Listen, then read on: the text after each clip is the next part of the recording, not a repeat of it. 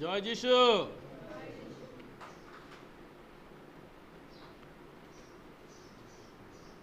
দিল্লি হাইকোর্টের কথা অনুসারে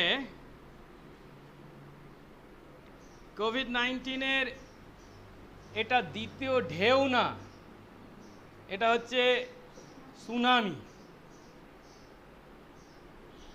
যা ভারতবর্ষের বুকে আছড়ে পড়েছে। মারাত্মক পরিস্থিতি। গতকালই আমি বিভিন্ন সংবাদ মাধ্যমের মাধ্যমে যে দৃশ্য দেখলাম, তাতে সত্যি পরিস্থিতি মারাত্মক। আমি দেখছিলাম একটা গুরুদ্বারা থেকে অসুস্থ লোকদেরকে অক্সিজেন দেওয়া হচ্ছে। তারা কোথাও অক্সিজেন পাচ্ছে না, ছুটে ছুটে আসছে, গাড়ি করে আসছে, কারণ কোথাও পায়নি। রাস্তার মধ্যে গাড়ি দাঁড় করিয়ে রেখে সে বড় বড় সিলিন্ডার লাগিয়ে তাদেরকে অক্সিজেন দেওয়া হচ্ছে, আর ও রোগীরা গাড়ির মধ্যে শুয়ে আছে বা বসে আছে। একটা গাড়ি এসে পৌঁছালো, অনেক জায়গায় গেছে, পায়নি, কিন্তু পৌঁছানোর পর দেখা যাচ্ছে তার স্ত্রী মারা গেছে গাড়ির মধ্যেই। এই দৃশ্য যখন আমাদের চোখে পড়ে, তার মাধ্যমে প্রভু আমাদেরকে আরো সতর্কতার প্রয়োজনের কথা বলছেন। আমরা যেন আরো সতর্ক হই। প্রভু ধন্যবাদ দিই, যারা আছেন প্রত্যেকেই মাস্ক পরেছেন। আমাদের দীপঙ্করের মাস্ক কোথায় গেছে? এর সঙ্গে সঙ্গে আমরা যখনই বাইরে বের হব, মাস্ক তো পরবই, দূরত্ব বজায় রাখব, এবং সম্ভব হলে পায়ে হেঁটে বা সাইকেলে করে কাছাকাছি যাতায়াত করব। দূরবর্তী যাত্রা যদি খুব প্রয়োজন না পড়ে, পাবলিক ট্রান্সপোর্টেশন ব্যবহার থেকে দূরে থাকব। প্রভু ধন্যবাদ করি যে আজ তিনি আমাদেরকে সুযোগ দিয়েছেন তার বাক্যের সামনে উপস্থিত হবার সুযোগ। আসুন আজ প্রভু তার যে বাক্য আমাদের দিয়েছেন, আগে সেটি পাঠ করি। আজকের দিনের জন্য মনোনীত শাস্ত্রাংশ যাকবের পত্র 2 অধ্যায় 21 থেকে 26 পদ। যাকবের পত্র 2 অধ্যায় 21 পদ থেকে 26 পদ। প্রভু তার বাক্যে বলেন, আমাদের পিতা আব্রাহাম কর্মহেতু অর্থাৎ যজ্ঞবেদীর উপরে আপন পুত্র ইসহাককে উৎসর্গকরণ হেতু কি ধার্মিক গণিত হইলেন না? তুমি দেখিতেছ বিশ্বাস তাহার ক্রিয়ার সহকারী ছিল, এবং কর্ম হেতু বিশ্বাস সিদ্ধ হইল। তাতে এই শাস্ত্রীয় বচন পূর্ণ হইল, আব্রাহাম ঈশ্বরে বিশ্বাস করিলেন এবং তাহা তাহার পক্ষে ধার্মিকতা বলিয়া গণিত হইল, আর তিনি ঈশ্বরের বন্ধু এই নাম পাইলেন। তোমরা দেখিতেছ কর্ম হেতু মনুষ্য ধার্মিক গণিত হয়, শুধু বিশ্বাস হেতু নয়। আবার রাহব বেশ্যাও কি সেই প্রকারে কর্মহেতু ধার্মিক গণিতা হইল না? সে তো দূতগণকে অতিথি করিয়াছিল এবং অন্য পথ দিয়া বাইরে পাঠাইয়া দিয়াছিল। বাস্তবিক যেমন আত্মাবিহীন দেহ মৃত, তেমনি কর্মবিহীন বিশ্বাসও মৃত। আমেন। আসুন প্রার্থনা করি। পবিত্র মঙ্গলময় স্বর্গস্থ পিতা, তোমার ধন্যবাদ করি যে তোমার অনুগ্রহে তোমার কতিপয় দাস দাসী আমরা মণ্ডলীতে মিলিত হয়েছি, অন্যরা অনলাইনে আরাধনায় যোগ দিয়েছি। প্রভু, আজ যে এই সুযোগ পেয়েছি তার জন্য কেউ যে আমরা নিজেরা যোগ্য ছিলাম তা নয়, আমাদের কোনো ধার্মিকতা বা যোগ্যতা নয়, সবটাই তোমার অনুগ্রহের কারণে। প্রভু, গতদিন পর্যন্ত অনেকে আমাদেরই মতো এই পৃথিবীর আলো বাতাস দেখেছে, উপভোগ করেছে, কিন্তু আজ তারা নেই। তাদের থেকে আমরা যে বেশি ধার্মিক বা পুণ্য অধিকারী তাই যে বেঁচে আছি, না প্রভু গো, আমরাও তাদেরই ন্যায় একজন হতে পারতাম। তথাপি প্রভু, আজ তুমি আমাদেরকে বাঁচিয়ে রেখেছ এবং তোমার আরাধনা করার, তোমার বাক্য থেকে শেখার সুযোগ দিয়েছ। এ সবটাই তোমার অনুগ্রহ। আর তোমার সেই অনুগ্রহকে স্মরণে রেখে ও প্রভু গো, আমরা আমাদের জীবন দিয়ে যেন প্রভু তোমার গৌরব করতে পারি, তোমার প্রশংসা করতে পারি, সেই আশীর্বাদ করো। কিন্তু প্রভু, আমরা তোমার গৌরব কিভাবে করব তা আমরা আমাদের নিজেদের ইচ্ছা অনুসারে মাথা খাটিয়ে করতে পারি না। কারণ তুমি তোমার গৌরব করার পদ্ধতি তোমার বাক্য তথা বাইবেলে আমাদেরকে জানিয়েছ। আর তাই প্রভু, আমরা তোমার বাক্য পাঠ করবার, অধ্যয়ন করবার, ধ্যান করবার সুযোগ পেয়েছি। বিশেষ করে প্রভু, বিগত সপ্তাহগুলি যখন আমরা তোমার বাক্য তথা যাকবের পত্র থেকে শিখছি, আমরা যাকবের পত্রের সেই বিশেষ অংশে এসে উপস্থিত হয়েছি, যেখানে আমরা প্রকৃত খাঁটি উদ্ধারকারী বিশ্বাস কি সেই বিষয় শিখছি। ও প্রভু গো, বিশ্বাস করা মানে সবই যে প্রকৃত অর্থে খাঁটি বিশ্বাস যে তা নয়। প্রকৃত বিশ্বাস, যীশু খ্রিস্টে বিশ্বাস, তা যে আমাদের জীবনকে পরিবর্তিত করে, তা যে আমরা আমাদের কাজের দ্বারা আমাদের চারপাশের মানুষের কাছে উপস্থাপিত করি, সেই সত্য উপলব্ধি করে প্রকৃত খাঁটি বিশ্বাসের অধিকারী হতে তুমি আমাদেরকে আশীর্বাদ করো। কেবল মুখের কথায় বিশ্বাস নয়, যেন প্রভু, যেন আমরা সত্যি বিশ্বাস করি। দয়া করো, যিশু নামে এই প্রার্থনা চাই, আমেন।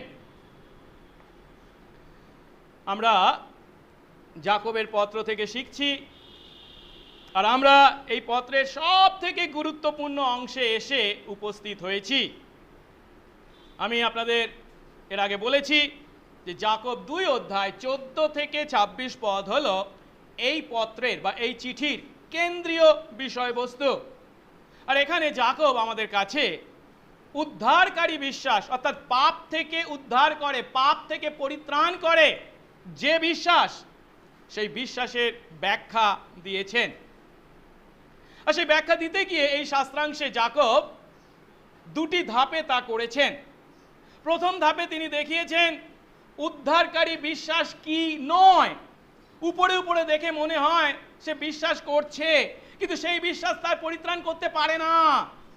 সেই উদ্ধারকারী বিশ্বাস নয়, খাঁটি বিশ্বাস নয় বা প্রকৃত বিশ্বাস নয়। কেমন বিশ্বাস তার ব্যাখ্যা দিয়েছেন। এবং তারপরে দ্বিতীয় অংশে তিনি দ্বিতীয় ধাপে সেই উদ্ধারকারী বিশ্বাস কি যা আমাদের পরিত্রাণ করে তার ব্যাখ্যা। প্রথম ধাপে এই 2 অধ্যায় 14 থেকে 20 পদে গত সপ্তাহে 2টি প্রচারের মাধ্যমে আমরা দেখেছি উদ্ধারকারী বিশ্বাস কি নয়। আর তা হলো কর্মহীন বিশ্বাস তথা কেবল মুখের কথায় বিশ্বাস। এবং তা উদাহরণ দ্বারা, 2টি উদাহরণের দ্বারা যাকব আমাদের কাছে তুলে ধরেছেন। প্রথমটি, খ্রিস্ট বিশ্বাসীদের মধ্যে একজন খাদ্যহীন বা বস্ত্রহীন হয়ে আরেকজন খ্রিস্ট বিশ্বাসীর সান্নিধ্যে এসেছে, যে খ্রিস্ট বিশ্বাসী তাকে সাহায্য করার মতো যথেষ্ট প্রাচুর্যের অধিকারী হয়েও তাকে আক্ষরিক অর্থে সাহায্য করার পরিবর্তে কেবল মিষ্টি কথা বলে বিদায় করেছে।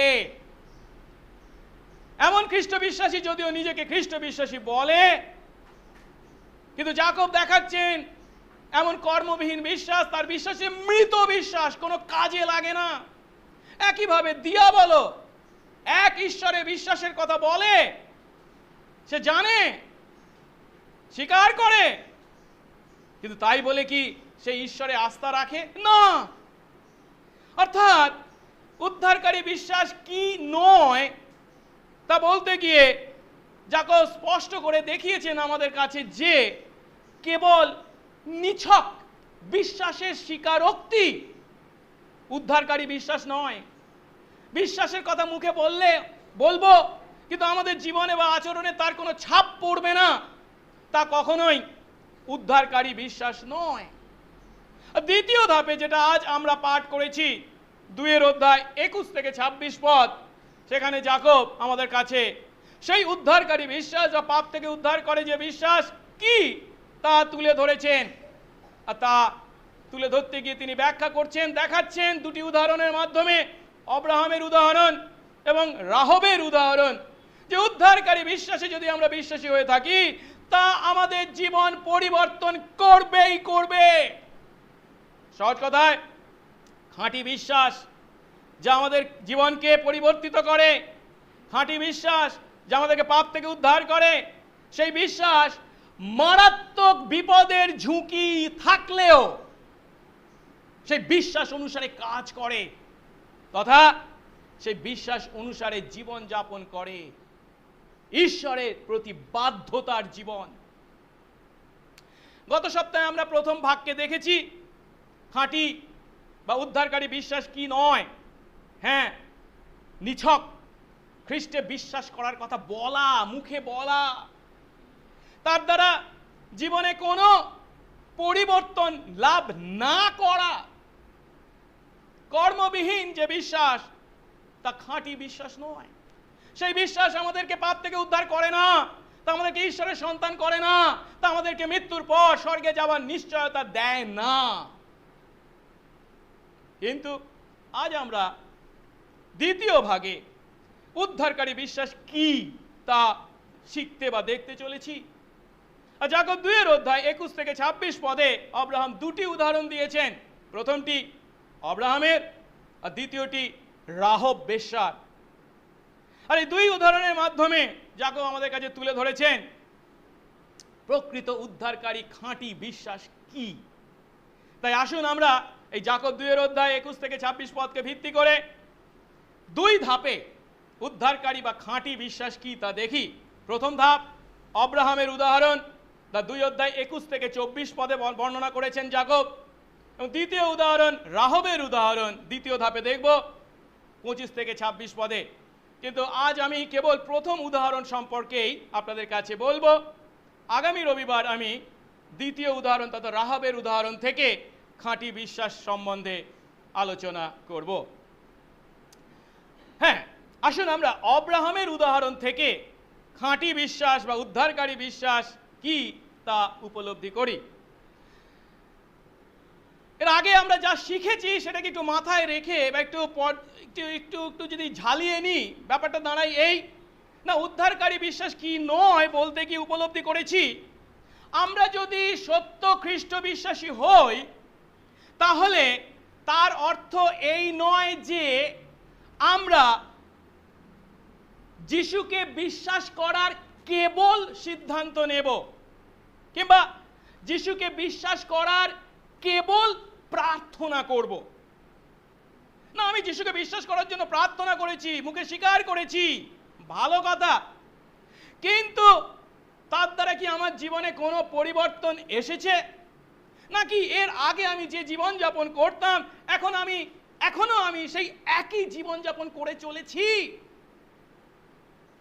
আমি যদি যিশুকে বিশ্বাস করার কথা বলি, সিদ্ধান্ত নিয়েছি, প্রার্থনাও করেছি, তবু আমার জীবনে তার কোনো ছাপ না পড়ে থাকে, বাইবেল আমাদেরকে বলছে তা সঠিক অর্থে বিশ্বাস নয় যা আমাদেরকে পাপ থেকে পরিত্রাণ করতে পারে। পরিবর্তে যদি সত্য খ্রিস্ট বিশ্বাসী হই তাহলে আমরা যীশু খ্রিস্টের অনুসারী হব, যার অর্থ সারা জীবন ধরে তার ইচ্ছার কাছে নিজেদের সমর্পণ করে তাকে প্রভু বলে অনুসরণ করব, সম্পূর্ণ বাধ্যতায় তাকে অনুসরণ করে সেই জীবন আমরা যাপন করব। অবশ্য এর অর্থ এই নয় যে আমরা তাকে নিখুঁতভাবে অনুসরণ করতে পারি।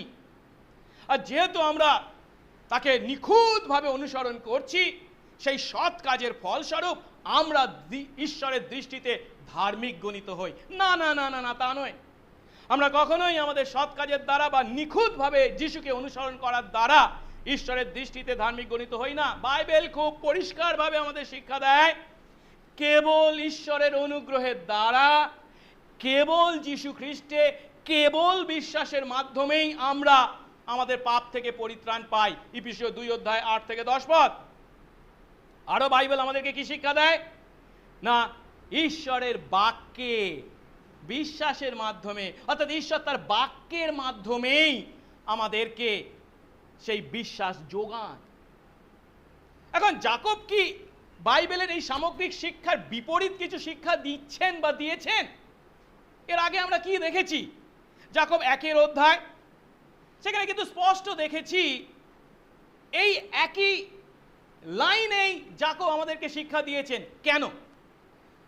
আমরা যদি রোমীয় 10 দেখি, সেখানে আমরা দেখতে পাই পৌল আমাদেরকে স্পষ্ট করে বলেছেন, সুসমাচার প্রচারক যখন ঈশ্বরের বাক্য প্রচার করেন, তখন সেই বাক্য শুনে এবং বিশ্বাস করে যারা প্রভুর নামে ডাকে তারাই পরিত্রাণ পায়। এখন যাকব কি এই কথার বিপরীতে কিছু বলেছেন? না। আমরা 1:21 কি দেখেছি? যাকব একই কথা বলেছেন, সেই রোপিত বাক্য অর্থাৎ ঈশ্বরের বাক্য যখন তোমরা গ্রহণ করো তখন তোমরা তার দ্বারা পরিত্রাণ পাও যা তোমাদের পরিত্রাণ করে। অর্থাৎ ঈশ্বরের বাক্যই আমাদেরকে পরিত্রাণ করে। রোমীয় 10 যা বলা হয়েছে একই কথা আরো স্পষ্ট করে 1:18 যাকব কি বলেছেন? বলছে তিনি অর্থাৎ ঈশ্বর নিজ বাসনায় সত্যের বাক্য দ্বারা, এখানেও যে সত্যের বাক্য বলা হয়েছে তার মানেটা কি? ঈশ্বরের বাক্য দ্বারা তোমাদের জন্ম দিয়েছেন, নতুন জন্ম দিয়েছেন। আর এই কারণেই 2 শুরুতেই 2:1 যে বিশ্বাসের কথা যাকব বলেছেন, সে বিশ্বাসটা কি বিশ্বাস? প্রতাপের প্রভু যিশু খ্রিস্টের বিশ্বাস।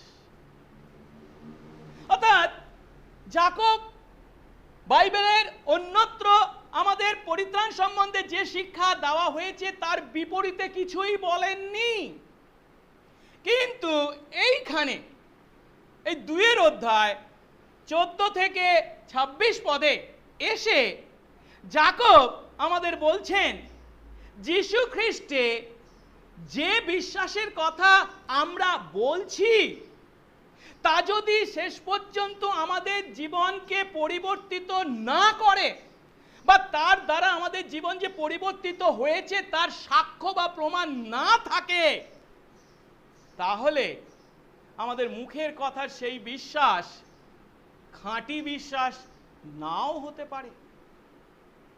হ্যাঁ, খাঁটি বা উদ্ধারকারী বিশ্বাস আমাদের জীবনকে সর্বদা পরিবর্তিত করে। আর তা আমাদের জীবনকে এতখানি পরিবর্তিত করে যে সমূহ বিপদের সম্ভাবনা থাকা সত্ত্বেও, আশঙ্কা বা ভয় থাকা সত্ত্বেও আমরা ঈশ্বরের প্রতি বাধ্যতার জীবন যাপন করি। যাকব তার 2 শেষ পদগুলিতে 21-26 এই খাঁটি উদ্ধারকারী বিশ্বাসের পক্ষে 2টি উদাহরণ দিয়েছেন। প্রথমটি আব্রাহামের আর দ্বিতীয়টি রাহবের। এখন আমরা যখন এটা চিন্তা করি যাকব কিভাবে আব্রাহামের পাশাপাশি রাহবকে রেখেছেন, তা দেখে কি আমরা অবাক না হয়ে পারি? কারণ তারা পৃথিবীর 2 মেরুর লোক, সম্পূর্ণ একে অন্যের থেকে তারা পৃথক। কেন? আব্রাহাম হলেন ইহুদিদের তথা বিশ্বাসী আমাদের পিতা, কত সম্মান তার প্রাপ্য, কত সম্মানের অধিকারী তিনি। অন্যদিকে রাহব হলেন একজন অইহুদি এবং বাইবেলে তাকে একজন বেশ্যা বলা হয়েছে। কেবল তাই নয়, দৃষ্টিকোণ থেকে যদি দেখা যায় তার কোনো তাৎপর্যই তেমন নেই। কিভাবে যাকব একদিকে আব্রাহাম আর অন্যদিকে রাহবকে পাশাপাশি রাখতে পারেন? কিন্তু আমরা যখন ইব্রিয় 11 অধ্যায় পাঠ করি তখন কি দেখতে পাই? সেখানে যে আমাদের বিশ্বাসের পিতৃপুরুষদের তালিকা দেওয়া হয়েছে, সেখানে কিন্তু দুজনেরই উপস্থিতি আমরা দেখতে পাই। আব্রাহামও যেমন আছেন, আবার রাহব বেশ্যাও সেখানে আছেন। তাই এই দুজনের মধ্যে যে মিল আছে, যে কারণে যাকব আব্রাহামের পাশাপাশি রাহবকে রেখেছেন বা স্থান দিয়েছেন, তার কারণটি হলো উভয়ের যে বিশ্বাসের পরিচয় দিয়েছেন বা উভয় যে বিশ্বাসের অধিকারী ছিলেন তা ছিল খাঁটি বিশ্বাস। আর সেই খাঁটি বিশ্বাস থাকার কারণে যথেষ্ট আশঙ্কা, ভয়, বিপদ থাকার সম্ভাবনা থাকা সত্ত্বেও তারা শেষ পর্যন্ত ঈশ্বরের প্রতি বাধ্যতার পরিচয় দিয়েছেন, কারণ তারা খাঁটি উদ্ধারকারী বিশ্বাসের দুজনেই অধিকারী ছিলেন। আজ আমরা এই দুজনের মধ্যে প্রথম জন অর্থাৎ আব্রাহামের উদাহরণটা থেকে শিখতে চলেছি। আগামী রবিবার আমরা রাহবের উদাহরণ থেকে শিখব। আসুন আমরা প্রথমে 21 পদ পাঠ করি। 21 পদে বলা হয়েছে, আমাদের পিতা আব্রাহাম কাজের দ্বারা অর্থাৎ যজ্ঞবেদীর উপরে নিজের পুত্র ইসহাককে উৎসর্গ করার দ্বারা কি ধার্মিক গণিত হলেন না? দেখুন, এই পদের কথাগুলি শেষ করা হচ্ছে না বলে এবং একটি প্রশ্নবোধক চিহ্ন দিয়ে। ধার্মিক গণিত হলেন না, প্রশ্নবোধক এবং নেতিবাচক হওয়ার অর্থ কি? ইতিবাচক। অর্থাৎ যাকব এখানে এই পদে আমাদেরকে বলছেন, আমাদের পিতা আব্রাহাম কাজের দ্বারা ধার্মিক গণিত হলেন। আর সেই কাজটা কি? যজ্ঞবেদীর উপর নিজের পুত্র ইসহাককে উৎসর্গকরণ। যাকব এখানে আব্রাহামের কথা বলেছেন, যাকে বিশ্বাসী আমাদের সকলের পিতা বলা হয়, যিনি হলেন আমাদের বিশ্বাসের প্রতিনিধি। যিনি আমাদের বিশ্বাসের প্রতিনিধি, তার বিশ্বাসের কথা যদিও যাকব বলছেন, কিন্তু তিনি তার কিসের বিষয় উল্লেখ করছেন? তার কাজের বিষয়। আর সেই কাজটা কি? যজ্ঞবেদীর উপর তার পুত্র ইসহাককে উৎসর্গ করার কাজ। আব্রাহাম যাদের উদ্দেশ্যে এই পত্র লিখছেন, ইহুদি খ্রিস্ট বিশ্বাসী। ইহুদি হওয়ায় তাদের প্রত্যেকেরই পিতা, বিশ্বাসের পিতাকে আব্রাহাম। যে ইহুদিরা গর্বের সঙ্গে সেই আব্রাহামকে তাদের পিতা বা জাতির জনক বলে থাকে, তিনি কি না তার কাজের দ্বারা যজ্ঞবেদীর উপর তার পুত্র ইসহাককে উৎসর্গ করার দ্বারা ধার্মিক গণিত হলেন। প্রথমে বলা হচ্ছে কাজের দ্বারা ধার্মিক গণিত হলেন, এবং তারপরে কি সেই কাজটা কি নির্দিষ্টভাবে বলা হচ্ছে কি না যজ্ঞবেদীর উপর তার পুত্রকে উৎসর্গ করার কাজ। এখন এই যজ্ঞবেদীর উপর তার পুত্রকে উৎসর্গ করার কাজ যে আব্রাহাম করেছিলেন তার বিবরণ আমরা কোথায় পাই? আদিপুস্তক 22 অধ্যায়। আর সেখানে আমরা দেখতে পাই কি না ঈশ্বর আব্রাহামকে আদেশ করেছেন। আমরা 22 অধ্যায় 2 পদ দেখি, কি আদেশ করেছেন। আব্রাহামকে বলছেন, আদিপুস্তক 2 অধ্যায় 22 পদ। আদিপুস্তক 2 অধ্যায় 22 পদ। আমি যাকব 2 অধ্যায় 22 পদের কথা বলছি না, আদিপুস্তক 2 অধ্যায় 22 অধ্যায়ে এই আব্রাহামের দ্বারা তার পুত্রকে যজ্ঞবেদীর উপর উৎসর্গীকরণ বর্ণনা বিবরণ দেওয়া হয়েছে। আদিপুস্তক 22 অধ্যায় 2 পদে বলা হচ্ছে, ঈশ্বর আব্রাহামকে বলছেন, তুমি তোমার পুত্রকে, তোমার অদ্বিতীয় পুত্রকে, যাকে তুমি ভালোবাসো, সেই ইসহাককে নিয়ে মরিয়া দেশে যাও এবং সেখানকার যে এক পর্বতের কথা আমি তোমাকে বলবো তার উপরে তাকে হোমার্থে বলিদান করো। অত সহজ কথা, ঈশ্বর আব্রাহামকে বলছেন, তুমি তোমার বৃদ্ধ বয়সে তোমার স্ত্রী সারার মাধ্যমে একমাত্র সন্তান যে লাভ করেছ, যার মাধ্যমে আমি তোমাকে মহাজাতি করব বলে প্রতিজ্ঞা করেছি, সেই ইসহাককে হোম বলি দাও। এখন ঈশ্বর যখন আব্রাহামকে এই আদেশ করেছিলেন, তখন আব্রাহাম কি উপলব্ধি করেছিলেন? এই আদেশ কতখানি মারাত্মক। কারণ আব্রাহাম যদি সেই আদেশ পালন করে, তাকে কি চরম মূল্য দিতে হবে।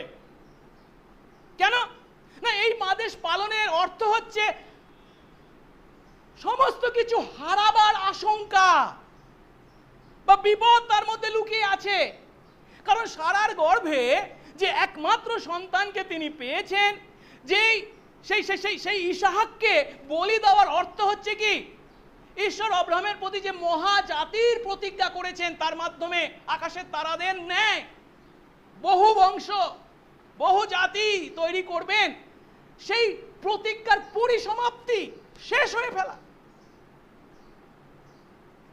না মানে ইসহাক যদি যান, তাহলে অন্য কোন ছেলের মাধ্যমে, না তা করার উপায় নেই। কারণ কি, এর আগের অধ্যায়ে আমরা কি দেখতে পাই, ব্যাকআপ করবার জন্য যদি ইসমাইল থেকে থাকতো তাহলেও হয়তো একটা আশা ছিল, তা উপায় নেই। কারণ কি, ইসমাইলকে তার মা হাগারের সঙ্গে তাড়িয়ে দেওয়া হয়েছে, দূর করে দেওয়া হয়েছে। তাই ঈশ্বরের এই আদেশের প্রতি আব্রাহামের বাধ্যতা ছিল, সেই আদেশ পালন করা ছিল। আব্রাহাম ঈশ্বরে যে বিশ্বাস করেছেন, সেই বিশ্বাসের চরম পরীক্ষা।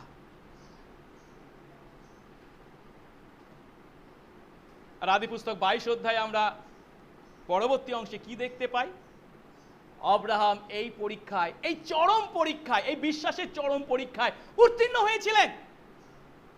আচ্ছা দেখি তো আমরা এই আদেশ পাওয়ার পর আব্রাহাম কি করেছিলেন। 3 পদ পড়ি তো। আব্রাহাম কোনো প্রশ্ন করেননি, আব্রাহাম কোনো ইতস্তত করেননি, কোনো টালবাহানা করেননি, দেরি করবার কোনো অছিলার সুযোগ নেননি। কি করেছেন? 3 পদ। আব্রাহাম সকাল সকাল উঠে গাধা সাজিয়ে 2 দাস ও তার পুত্র ইসহাককে সঙ্গে নিলেন, হোমের জন্য কাঠ কাটলেন, আর উঠে ঈশ্বরের নির্দিষ্ট স্থানের দিকে যাত্রা করলেন। আমরা আরো জানি, সেই স্থানের যখন কাছাকাছি তিনি এসে উপস্থিত হয়েছেন, তখন তিনি তার বা তাদের সঙ্গে আসা সেই 2 দাসকে কি বলেছিলেন? 5 পদ। তোমরা এখানে গাধার সঙ্গে থাকো, আমি ও যুবক, যুবক মানে কে? ইসহাক, আমি ও ইসহাক আমরা ওই স্থানে গিয়ে প্রণিপাত করে তোমাদের কাছে ফিরে আসব। অর্থাৎ আব্রাহাম এবং ইসহাক একটু এগিয়ে যাবে সেই পর্বতের উপরে বলিদান করার জন্য, যেখানে ইসহাককে বলিদান করা হবে। কিন্তু আব্রাহাম কি বলছে সেই 2 দাসকে? আমরা যাব, বলিদান করব এবং আমরা ফিরে আসব। মানে এটা কি? ইসহাককে যদি বলি দেওয়া হয়, হোম বলি দেওয়া হয়, মানে কি পুড়িয়ে ছাই করে দেওয়া, তাহলে ইসহাক, আব্রাহাম এবং ইসহাক দুজনে ফিরে আসবে। এটা কি করে সম্ভব? এটা কি করে সম্ভব? বিশ্বাসে সম্ভব। এই বিশ্বাস আব্রাহামের ছিল। আর তাই আব্রাহাম জানতেন, মরিয়া পাহাড়ে যাই ঘটুক না কেন, তিনি ও ইসহাক উভয়েই জীবিত ফিরে আসবেন। যদিও এমন ঘটনা এর আগে কখনো ঘটেনি, তবু তিনি কি জানতেন? যদি প্রয়োজন হয়, ঈশ্বর ইসহাককে মৃতদের মধ্য থেকে উত্থাপন করতেও সক্ষম। যে কথা ইব্রিয় 11 অধ্যায় 19 পদে আব্রাহামের বিশ্বাসের পক্ষে যুক্তি হিসাবে উল্লেখ করা হয়েছে। হ্যাঁ, ঈশ্বরে খাঁটি বিশ্বাসের কারণে আব্রাহাম সেই ঈশ্বরকে জানতেন, যিনি কখনো তার প্রতিজ্ঞা ভাঙেন না। ঈশ্বর যখন বলেছেন এই ইসহাকের মাধ্যমে তিনি আমাকে এক মহা জাতিতে রূপান্তরিত, পরিণত করবেন, ঈশ্বর তো করবেনই করবেন, তিনি তার প্রতিজ্ঞা রক্ষা করবেন। এবং আমি সেই ঈশ্বরকে জানি, তিনি কখনো পিতা হয়ে সন্তানকে এইভাবে হত্যা করার মাধ্যমে তার পবিত্রতাকে বজায় রাখতে পারেন না। তিনি তার পবিত্র বৈশিষ্ট্য কখনো লঙ্ঘন করবেন না। সে বিশ্বাস অব্রাহামের ছিল। তাই যাকব এখানে যে কথা বলছেন 21 পদে, যে অব্রাহাম কাজ করেছিলেন, আর সেই কাজটা কি? যজ্ঞবেদীর উপর তার নিজের পুত্র ইসহাককে উৎসর্গ করেছিলেন। হ্যাঁ, সত্য, সেই কাজ তিনি করেছেন, কিন্তু মনে রাখতে হবে তিনি সেই কাজ করতে পেরেছিলেন কেন? কারণ ঈশ্বরের প্রতি তার খাঁটি বিশ্বাস ছিল। ঈশ্বরের প্রতি তার বিশ্বাস কেবল মুখের কথার বিশ্বাস ছিল না। আর ঠিক একইভাবে অব্রাহামের ন্যায় যে কোনো ব্যক্তি যখন ঈশ্বরের সামনে তার বিশ্বাসের দ্বারা ধার্মিক গণিত হয়, সেই মানুষ অবশ্যই মানুষদের সামনেও ধার্মিকীকরণের পক্ষে, সে যে ধার্মিক গণিত হয়েছে তার পক্ষে সাক্ষ্য বা প্রমাণ রাখে বা রাখবেই। আর তাই 21 পদে যাকব যখন বলছেন সেই কাজের দ্বারা অব্রাহাম ধার্মিক গণিত হয়েছিলেন, তখন অব্রাহামের বিষয়ে যাকবের এই কথাটা সম্পূর্ণ কথা নয়, এর সঙ্গে আরো কিছু কথা আছে। যাকব আরো কিছু বলতে চাইছেন। যে কাজের দ্বারা অব্রাহাম ধার্মিক গণিত হয়েছিলেন বলে 21 পদে উল্লেখ করেছেন, সেই বিশ্বাসটা কেমন বিশ্বাস, সেই কাজটা, যে কাজের দ্বারা ধার্মিক গণিত হয়েছিলেন, সেই কাজটা কেমন কাজ ছিল, সেই কাজের সঙ্গে বিশ্বাসের কি সম্পর্ক ছিল, তা যাকব 22 এবং 23 পদে বর্ণনা করেছেন। আর তাই 21 পদের অর্থ উপলব্ধি করতে হলে অব্রাহাম সম্পর্কে যাকবের সম্পূর্ণ যুক্তিকে আমাদের প্রথমে বিবেচনা করতে হবে। অর্থাৎ 22 এবং 23 পদে কি বলেছেন, তারপরে আবার 21 পদে আমাদেরকে ফিরে আসতে হবে। এর আগে যাকব কি বলেছেন আমরা গত সপ্তাহে দেখেছি 14 থেকে 20 পদে, যে কর্মবিহীন বিশ্বাস কোনো কাজের নয়, তা মৃত বিশ্বাস। আর কর্মবিহীন বিশ্বাস যদি মৃত বিশ্বাস হয়, তার অর্থ কি? জীবিত বিশ্বাস হলো কি? কর্মযুক্ত বিশ্বাস। জীবিত বিশ্বাসের মধ্যে অবশ্যই কর্ম থাকবে। আর এই বিষয়টাই 22 এবং 23 পদে যাকব সুন্দরভাবে তুলে ধরেছেন। প্রকৃত বিশ্বাস এবং কাজের মধ্যে সম্পর্ক কি? আসুন তো 22 পদটা দেখি। 22 পদে যাকব বলছেন, তুমি দেখছো বিশ্বাস তাঁর, অর্থাৎ অব্রাহামের কাজের সহকারী ছিল, আর কাজের জন্য বিশ্বাস সিদ্ধ হলো। বিষয়টা কি? বিশ্বাস তার কাজের সহকারী ছিল, অর্থাৎ অব্রাহাম যে কাজ করেছিলেন সেই কাজটা কিন্তু শুধু কাজ ছিল না, সেই কাজ করার পিছনে কি ছিল? তার বিশ্বাস ছিল। আর তার যে বিশ্বাস ছিল, সত্য বিশ্বাস, তা প্রমাণিত হলো বা সেই বিশ্বাসটা পূর্ণ হলো কিসের দ্বারা? তার এই কাজের দ্বারা। অর্থাৎ 22 পদে যাকব যখন বলছেন বিশ্বাস তার কাজের সহকারী ছিল, তার দ্বারা তিনি কি বলতে চাইছেন? আমরা যখন অব্রাহামের বিশ্বাসকে দেখতে চাই, অব্রাহাম তুমি তোমার বিশ্বাস দেখাও, তুমি বলছো অব্রাহাম ঈশ্বর, তুমি ঈশ্বরে বিশ্বাস করো, সে বিশ্বাস দেখাও, তখন আমরা তার কাজের মধ্যে সেই বিশ্বাসকে দেখতে পাই। আমি বিশ্বাস করব, কিন্তু আমার কাজে যদি তার কোনো ছিটে ফোটা প্রভাব না থাকে, তাহলে কি সেটা বিশ্বাস? ধরুন আমি একটা সহজ উদাহরণ দিচ্ছি।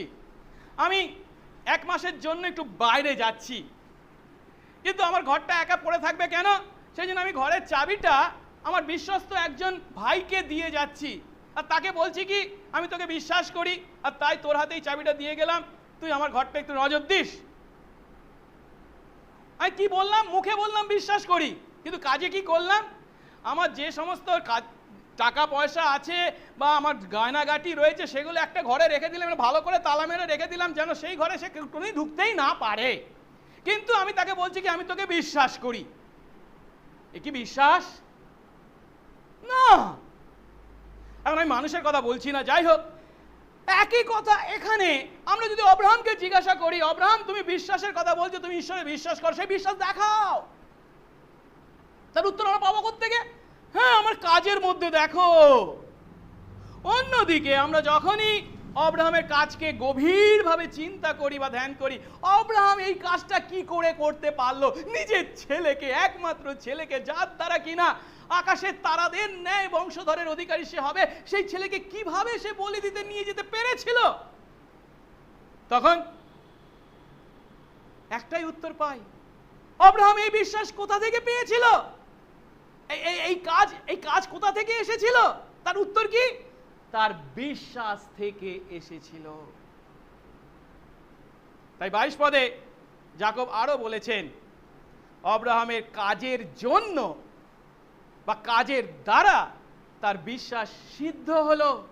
এর অর্থ বিশ্বাস তার কাজের মাধ্যমে পূর্ণতা লাভ করলো। যে বিশ্বাস তার মধ্যে অলরেডি ছিল, সেই বিশ্বাসটা তার কাজের মাধ্যমে পূর্ণতা পেল। একে কার সঙ্গে তুলনা করা যায়? একটা গাছকে যদি চিন্তা করি, গাছ মানে কি শুধু তার মূল আর কাণ্ড? না, গাছের পূর্ণতা আসে যখন তাতে পাতা ধরে, ফুল ও ফল ধরে। ঠিক একইভাবে অব্রাহামের জীবনে যে ঈশ্বরের প্রতি বিশ্বাস ছিল, তার পূর্ণতা আমরা দেখতে পাচ্ছি এই কাজের মধ্যে, যখন তিনি তার একমাত্র পুত্রকে পর্যন্ত ঈশ্বরের আদেশ মেনে উৎসর্গ করেছিলেন সেই যজ্ঞবেদীর উপর। এরপর আরো বলা হয়েছে, যাকব কি বলছেন 23 পদে দেখি তো। তাতে মানে কি? এই যে অব্রাহাম যাকবকে উৎসর্গ করেছিলেন যজ্ঞবেদীর উপর, ইসহাককে, তাতে সেই কাজ করার দ্বারা এই শাস্ত্রীয় বচন পূর্ণ হলো, অব্রাহাম ঈশ্বরে বিশ্বাস করলেন এবং তা তার পক্ষে ধার্মিকতা বলে গণিত হলো, আর তিনি ঈশ্বরের বন্ধু এই নাম পেলেন। তার মানেটা কি? তার মানে হচ্ছে এই কাজটা যেটা করেছিলেন, তার পুত্রকে উৎসর্গ করেছিলেন, এর দ্বারা কোন শাস্ত্রীয় বচন পূর্ণ হয়েছে? অব্রাহাম ঈশ্বরে বিশ্বাস করলেন আর তা তার পক্ষে ধার্মিকতা বলে গণিত হওয়ার কথা। অর্থাৎ তার সেই কাজ হলো, সে যে অলরেডি ইতিমধ্যে বিশ্বাসের দ্বারা ধার্মিক গণিত হয়ে গেছে, তার ফল। আর এই যে অব্রাহাম ঈশ্বরে বিশ্বাস করলেন এবং তা তার পক্ষে ধার্মিকতা বলে গণিত হলো, এটা কোথা থেকে আমরা পাচ্ছি? আদি পুস্তক 15 অধ্যায় 6 পদ থেকে। এখানে এই 23 পদে যাকব সে আদি পুস্তক 15 অধ্যায় 6 পদকে অবিকল উদ্ধৃত করেছেন, যেমন কিনা পৌল রোমিও 4 অধ্যায় 3 পদে এবং গালাতীয় 3 অধ্যায় 6 পদে অবিকল উদ্ধৃত করেছেন। একে আমরা বিশ্বাস দ্বারা ধার্মিকীকরণ, জাস্টিফিকেশন বাই ফেথ, এই বিশ্বাস দ্বারা ধার্মিকরণের পক্ষে বাইবেলের সব থেকে পরিষ্কার বিবৃতি বলে জানি। কি না, অব্রাহাম ঈশ্বরে বিশ্বাস করলেন এবং তা তার পক্ষে ধার্মিকতা বলে গণিত হলো। আর এই কথাটার অর্থ যদি আমাদেরকে উপলব্ধি করতে হয়, মূল ঘটনাকে অর্থাৎ আদি পুস্তক 15 অধ্যায় কি ঘটেছিল সেটাকে আমাদের একটু উপলব্ধি করতে হবে। ঈশ্বরে বিশ্বাস করবার আগে অব্রাহাম কোথায়? সেই কলদীয়দের দেশ উড়ে বাস করতেন এবং সেখানে অর্থাৎ ইউফ্রেটিস নদীর ওপারে, এবং সেখানে তার পূর্বপুরুষরা, বলা হয়েছে যিহোশূয় 24 অধ্যায় 2 পদে, তার পূর্বপুরুষরা বিভিন্ন দেবদেবীর আরাধনা করত। মানে অব্রাহাম তখন ইসরায়েলের ঈশ্বর ইয়াহওয়ে ঈশ্বরকে জানতেন না, বিশ্বাস করতেন না, তিনি তার সন্তান ছিলেন না। ওকে, কিন্তু ঈশ্বর সেখান থেকে সেই ইউফ্রেটিস নদীর ওপারে কলদীয়দের দেশ উর থেকে আহ্বান করেন এবং তাকে কনানে নিয়ে আসেন, কনান দেশে নিয়ে আসেন। উদ্দেশ্য কি? উদ্দেশ্য হলো তিনি সেই অব্রাহামের মাধ্যমে এক মহাজাতি তথা ইসরায়েলকে তৈরি করতে চলেছেন, আর সেই ইসরায়েলের মধ্য থেকে তিনি তার সন্তানদেরকে পরিত্রাণ করতে তার নিজের পুত্রকে পাঠাতে চলেছেন, পরিত্রাতাকে প্রেরণ করতে চলেছেন, এটাই হচ্ছে তার উদ্দেশ্য। এরপর আদিপুস্তক 15 অধ্যায়ে আমরা কি দেখতে পাই না, এক রাতে ঈশ্বর অব্রাহামকে নিয়ে একটু বাইরে এসেছেন, আর অব্রাহামকে বলছেন কি, তুমি একটু আকাশের দিকে তাকাও, তারাদের দিকে দেখো। তারপর তিনি কি বললেন, আমরা যদি দেখি 15 অধ্যায় 5 পদ, তুমি আকাশে দৃষ্টিপাত করে যদি তারাদের গণনা করতে পারো তবে গণনা করে বলো। তিনি তাকে আরো বললেন, এই রূপ তোমার বংশ হবে। এর অর্থ কি? এর অর্থ অব্রাহামকে বলছে, তুমি আকাশের তারাদের দিকে দেখো, গুনতে পারছো? তারাদের কেউ গুনতে পারে? অসংখ্য। আর ঈশ্বর বলছেন কি, এই তারাদের সংখ্যা যেমন অসংখ্য, ঠিক একইভাবে আমি তোমাকে অসংখ্য বংশধর দিতে চলেছি। আপনাকে যদি ঈশ্বর এমন কথা বলতেন, আপনি নিঃসন্তান, আপনার স্ত্রী বন্ধা, আর আপনাকে বলছেন কি আকাশের তারাদের ন্যায় বংশধর দেবেন, আপনি কি বলতেন? হ্যাঁ, মানে তুমি বলছো মিষ্টি কথায় আমাকে চিড়ে ভাজাবার চেষ্টা করছো, শুনলাম ভালো লাগলো, ওই পর্যন্তই। কিন্তু আব্রাহাম তা করেনি। বাইবেল কি বলে? 6 পদ দেখি, আব্রাহামের উত্তরের কথা 6 পদে কিভাবে লেখা হয়েছে, তখন তিনি অর্থাৎ আব্রাহাম সদাপ্রভুতে বিশ্বাস করলেন, আর সদাপ্রভু তার পক্ষে তা ধার্মিকতা বলে গণনা করলেন। আব্রাহাম বিশ্বাস করেছেন, হ্যাঁ, যদিও আমি এখন নিঃসন্তান, যদিও আমার স্ত্রী বন্ধা, কিন্তু তুমি বলছো, আর তাই আমি বিশ্বাস করি। আর আব্রাহাম এই যে বিশ্বাস করলেন, এই বিশ্বাস করার জন্য ঈশ্বর তাকে কি করলেন? ধার্মিকতা দিলেন, তার পক্ষে ধার্মিকতা বলে তা গণনা করলেন। প্রশ্ন হলো, ধার্মিকতা বলে গণনা করার ব্যাপারটা কি, অর্থটা কি, মানেটা কি? তা যদি উপলব্ধি করতে হয় আমাদেরকে বুঝতে হবে এই গণনা করা, কাউন্টেড, ইংরেজিতে বলছে কাউন্টেড, এটা একটা লিগাল বা আইন সংক্রান্ত বা ফিনান্সিয়াল অর্থনৈতিক একটা পরিভাষা। একে বোঝবার জন্য আমি একটা উদাহরণ দিচ্ছি। আচ্ছা, আপনাদের প্রত্যেকেরই হয়তো ব্যাংকে অ্যাকাউন্ট আছে, তাই তো? ভালো কথা। যাদের ব্যাংকে টাকা আছে তাদের প্রত্যেকেরই একটা করে অ্যাকাউন্ট আছে। ঠিক একইভাবে আমরা আমাদের জীবনকে আমাদের জীবনে একটা আধ্যাত্মিক অ্যাকাউন্টের কথা চিন্তা করতে পারি। যখন আমরা পাপী, তার মানে কি, আমি যদি পাপী হই ঈশ্বরের সামনে, আমার সেই ব্যাংক অ্যাকাউন্টে, আমার সেই আধ্যাত্মিক ব্যাংক অ্যাকাউন্টে কত আধ্যাত্মিকতা আছে? 0, 0, কিচ্ছু নেই।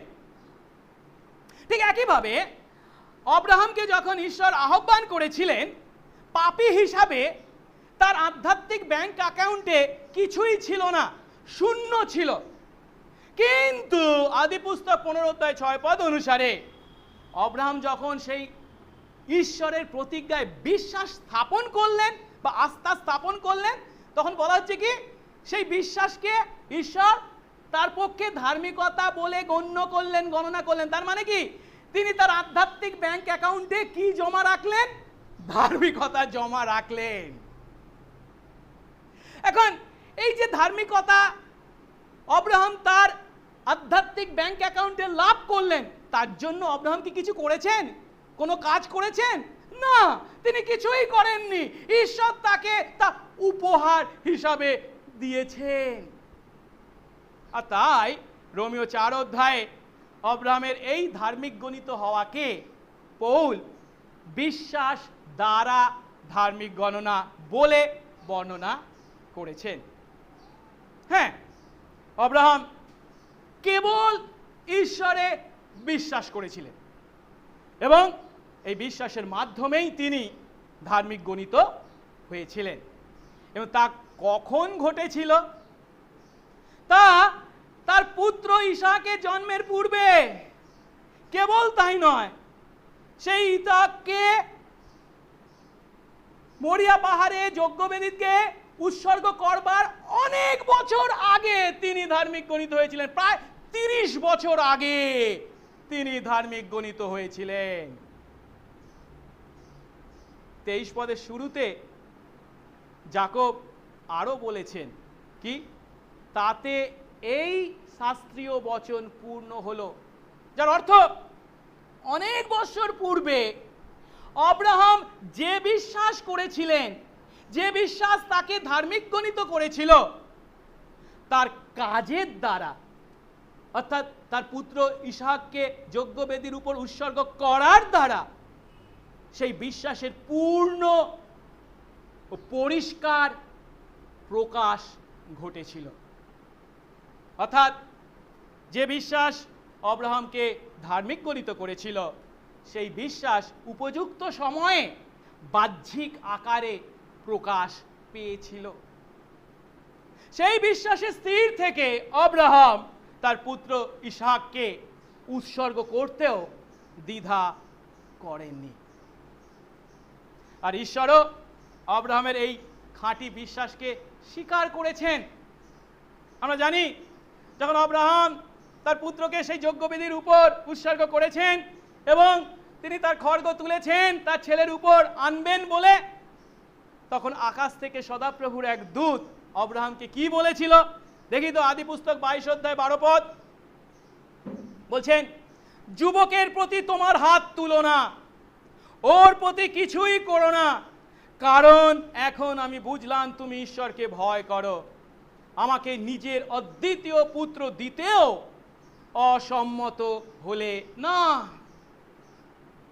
কেবল তাই নয়, সদাপ্রভু আব্রাহামকে আরো বলেছিলেন 16 পদ থেকে দেখি, তুমি এই কাজ করলে, আমাকে নিজের অদ্বিতীয় পুত্র দিতেও অসম্মত হলে না, এই জন্য আমারই দিব্য করে বলছি, আমি অবশ্য তোমাকে আশীর্বাদ করব এবং আকাশের তারাদের ন্যায় ও সমুদ্র তীরের বালির ন্যায় তোমার বংশ বৃদ্ধি করব, তোমার বংশ শত্রুদের পুরোদ্ধার অধিকার করবে, আর তোমার বংশে পৃথিবীর সমস্ত জাতি আশীর্বাদ পাবে, কারণ তুমি আমার কথা শুনেছ, তুমি আমার আদেশ পালন করেছ, কারণ তোমার বিশ্বাস শুধু মুখের কথার বিশ্বাস নয়, সত্য খাঁটি উদ্ধারকারী বিশ্বাস।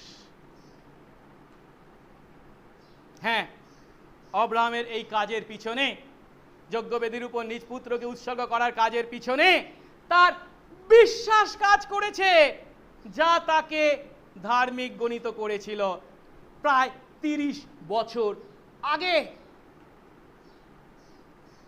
আর এই যে বিশ্বাস, খাঁটি বিশ্বাস, যার জন্য তিনি এই কাজ করেছিলেন, সেই বিশ্বাসের পক্ষে আরো সাক্ষ্য দিতে যাকব 23 পদের দ্বিতীয় অংশে ঈশ্বরের সঙ্গে আব্রাহামের ঘনিষ্ঠ সম্পর্ককে নির্দেশ করেছেন।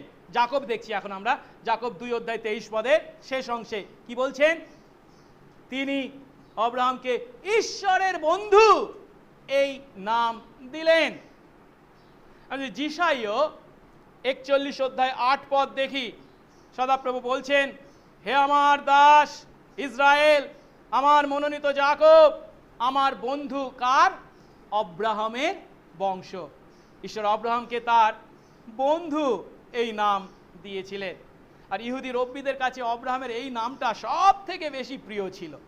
যাই হোক, এখন এই সমস্ত বিষয়কে যখন আমরা এক জায়গায় জড়ো করি, তখন আমাদের চোখে কি ধরা পড়ে? আমাদের চোখে যে সত্যটা ধরা পড়ে তা হলো কি, আব্রাহামের বিশ্বাস ছিল কর্মযুক্ত। এর আগে আমরা কি শিখেছি? জীবিত বিশ্বাস সবসময় কি হবে? কর্মযুক্ত। আব্রাহামের বিশ্বাস সেই বিশ্বাস, জীবিত বিশ্বাস, এবং তা ছিল কর্মযুক্ত, এবং তা সেই বিশেষ কাজে, অর্থাৎ ইসহাককে যজ্ঞবেদীর উপর উৎসর্গ করার কাজে পূর্ণ আকারে, স্পষ্ট আকারে, সম্পূর্ণ আকারে, পরিষ্কারভাবে প্রকাশ পেয়েছিল। অর্থাৎ সহজ কথায়, কাজ ছিল আব্রাহামের বিশ্বাসের ফুল ও ফল।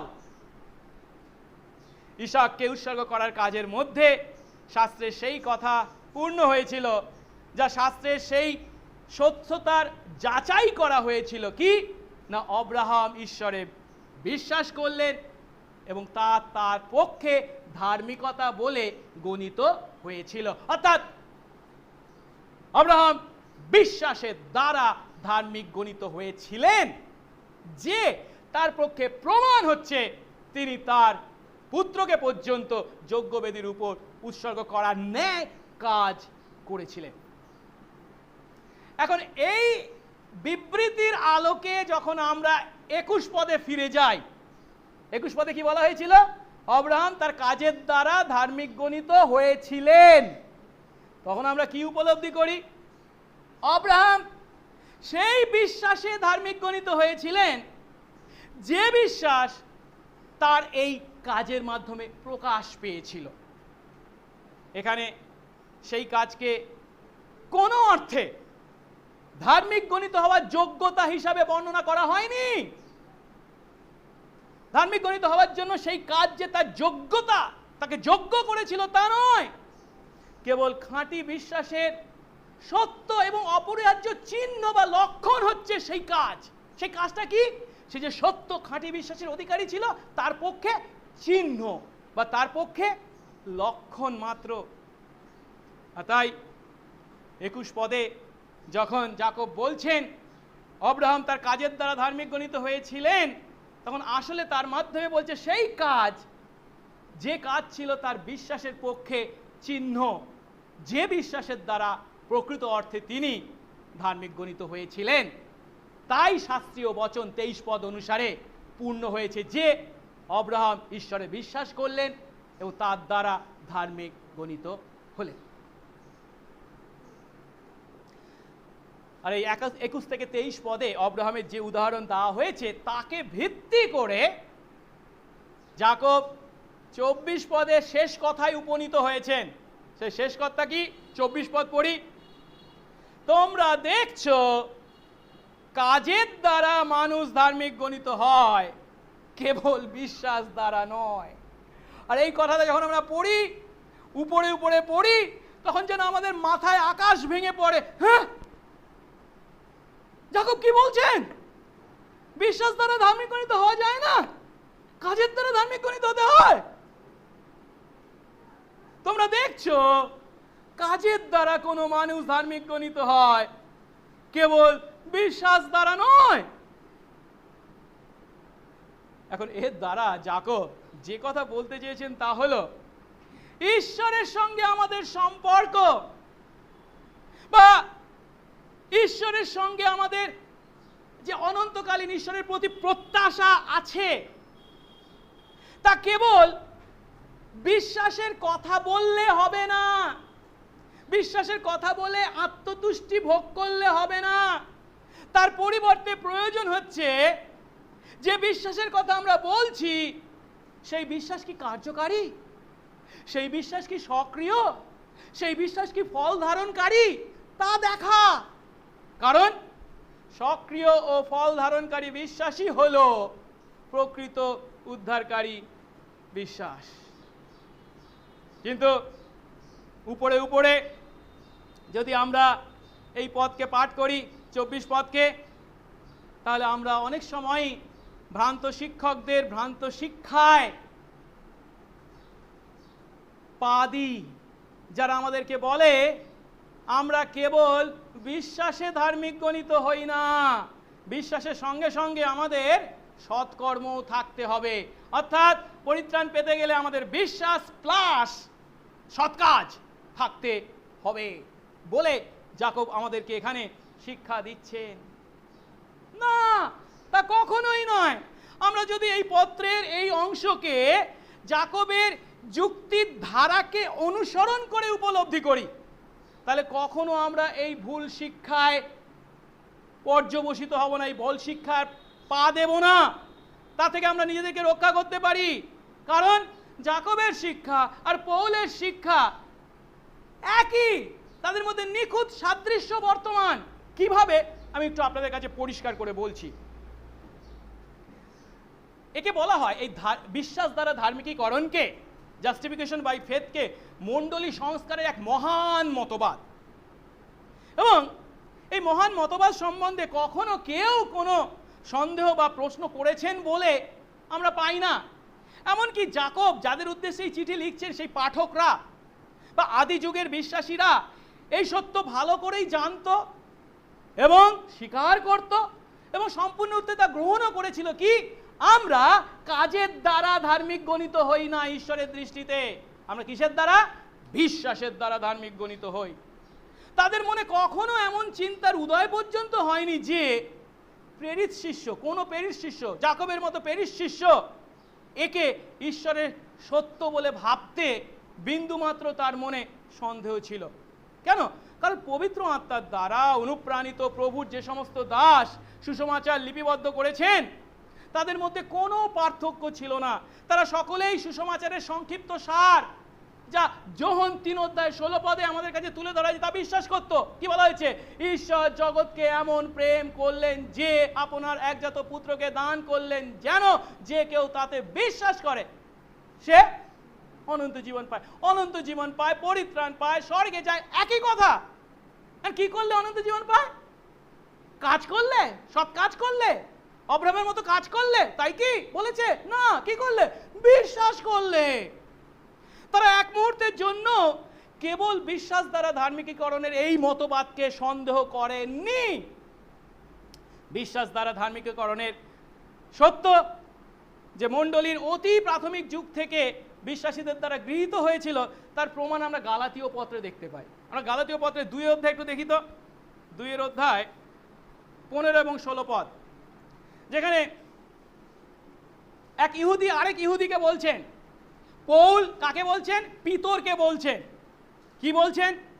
আমরা জাতিতে ইহুদি, আমরা অইহুদি পাপী নই, তবুও বুঝেছি বিধানের কাজের দ্বারা নয়, কাজের দ্বারা নয়, কিসের দ্বারা? কেবল যীশু খ্রিস্টে বিশ্বাস দ্বারা মানুষ ধার্মিক গণিত হয়। সেই জন্য আমরাও, এই ইহুদি আমরাও যীশু খ্রিস্টে বিশ্বাসী হয়েছি, যেন বিধানের কাজের দ্বারা নয়, কাজের দ্বারা নয়, কিন্তু কিসের দ্বারা? খ্রিস্টে বিশ্বাসের কারণে ধার্মিক গণিত হই। কারণ বিধানের কাজের দ্বারা কোনো মানুষ ধার্মিক গণিত হবে না। অর্থাৎ মণ্ডলীর শুরুতেই এই পত্রের মাধ্যমে খুব স্পষ্ট করে সেই সত্য তুলে ধরা হয়েছে, কেউ কখনো কাজের দ্বারা নয়, সৎ কাজের দ্বারা নয়, কিন্তু কিসের দ্বারা? বিশ্বাসের দ্বারা। এখন সমস্ত বিশ্বাসীদের মধ্যে যখন খ্রিস্ট ধর্মের এই ভিত্তিমূলক শিক্ষা স্পষ্ট, সবাই জানে কেউ কাজের দ্বারা ধার্মিক গণিত হতে পারে না, কিসের দ্বারা? বিশ্বাসের দ্বারাই ধার্মিক গণিত হতে পারে, এটা জানে, সবাই জানে, যাকবের পাঠকরাও জানে। তাই যাকব নির্দ্বিধায় 24 পদে তাদের উদ্দেশ্যে বলছেন, কিন্তু বিশ্বাস দ্বারা ধার্মিক গণিত হই ঠিক কথা, কিন্তু সেটা কেমন বিশ্বাস? বিশ্বাস করলেই কি আমরা সেই বিশ্বাস দিয়ে ধার্মিক গণিত হব? তা নয়। সেই বিশ্বাস হতে হবে এমন বিশ্বাস যা কাজের মাধ্যমে প্রকাশ পায়। তাই যাকব যখন এই কথা লিখছেন 24 পদে যে কি আমরা কাজের দ্বারা বা অব্রাহাম কাজের দ্বারা ধার্মিক গণিত হয়েছিলেন, তখন তিনি জানতেন সেই বাক্য পাঠ করে তার পাঠকরা কখনোই ভুল শিক্ষার বশবর্তী হবে না, কারণ তারা সত্য বা মূল সত্য, প্রাথমিক সত্য ভালো করে জানে। কিন্তু সমস্যাটা কি জানেন? এই সত্যটাকে বলবার জন্য যাকব যে ভাষাকে ব্যবহার করেছেন, সেই ভাষার কারণে অনেকেই সমস্যায় পড়েছেন বা আমরাও পড়ি। কারণ যাকব যে ভাষায় তার বক্তব্যকে তুলে ধরেছেন তা উপরে উপরে পড়লে কি মনে হয়? যাকব যেন পৌলের শিক্ষার সম্পূর্ণ বিপরীত কথা বলছেন।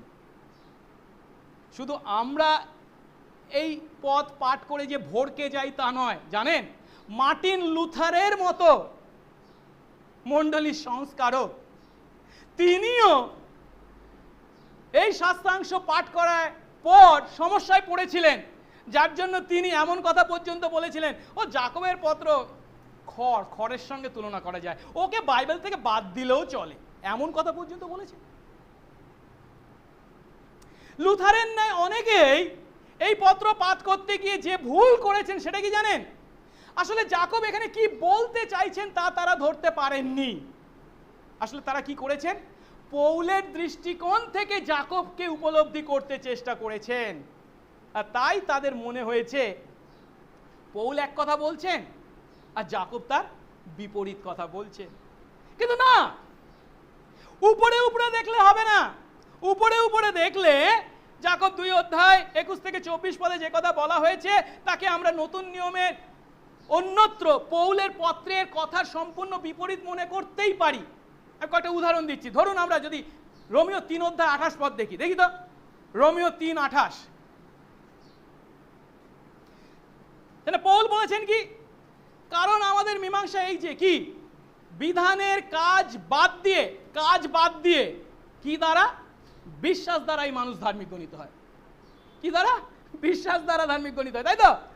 আবার এই গালাতীয় 2 অধ্যায় 16 পদ পৌল কি বলেছেন, তথাপি বা তবুও বুঝেছি বিধানের কাজের জন্য নয়, কিন্তু কিসের দ্বারা, কেবল যীশু খ্রিস্টে বিশ্বাস দ্বারা মানুষ ধার্মিক গণিত হয়। অর্থাৎ পৌল খুব স্পষ্ট করে বলছেন কেবল যীশু খ্রিস্টে বিশ্বাসের দ্বারা মানুষ ধার্মিক গণিত হয়। কিন্তু যাকব এখানে কি বলছেন 2:24 পদে, তোমরা দেখছো কাজের দ্বারা মানুষ ধার্মিক গণিত হয়, কেবল বিশ্বাসের দ্বারা নয়। কেবলটা যদিও রয়েছে, যাই হোক, এখন আমাদের বুঝতে হবে যে বাইবেল হচ্ছে ঈশ্বরের বাক্য। যদিও তা বিভিন্ন ভাববাদী ও প্রেরিত শিষ্যের দ্বারা লিপিবদ্ধ করা হয়েছে, ঠিক কথা, কিন্তু এই বাইবেল হচ্ছে মূলত ঈশ্বর নিঃশ্বসিত বাক্য, ঈশ্বরের কথা। এর আসল লেখক হচ্ছেন একজন, কে? স্বয়ং ঈশ্বর। আর সেই কারণে এর বিভিন্ন বিবৃতির মধ্যে কখনোই কোনো দ্বন্দ্ব, কনফ্লিক্ট থাকতে পারে না। তা যদি থাকে তাহলে আমাদের বিশ্বাসের ভিত্তি নড়বড়ে হয়ে যাবে, আন্দোলিত হবে। এখন পৌল ও যাকবের বিকৃতি উপরে উপরে মনে হচ্ছে যেন আলাদা, কিন্তু আমাদেরকে একটু ভিতরে ঢুকতে হবে। পৌল এবং যাকবের এই উভয় বিবৃতির মধ্যে যোগাযোগ এবং সম্পর্ক কি, সেটা যদি আমরা উপলব্ধি করি তাহলে কোনো সমস্যা থাকবে না। আমি কি বলতে চাইছি, আমি যেটা বলতে চাইছি, একই ধরনের শব্দ উভয়ে ব্যবহার করেছেন, বিশ্বাস, কাজ, ধার্মিকীকরণ বা ধার্মিক গণনা, কিন্তু এই একই শব্দকে দুটো ভিন্ন দৃষ্টিকোণ থেকে ব্যবহার করেছেন, যার জন্য প্রেক্ষাপট এবং দৃষ্টিকোণ অনুসারে এদের অর্থ আলাদা। সত্য হলো কি না, পৌল ও যাকব সম্পূর্ণ দুটি পৃথক দৃষ্টিকোণ থেকে তাদের চিঠি লিখেছেন। একই শব্দ ব্যবহার করলেও তাদের অর্থ একে অন্যের থেকে আলাদা। আর এই শব্দগুলো কি? বিশ্বাস, কর্ম বা ধার্মিক গণনা। পৌল যখন ধার্মিক গণনার কথা বলেছেন তখন তার অর্থ কি?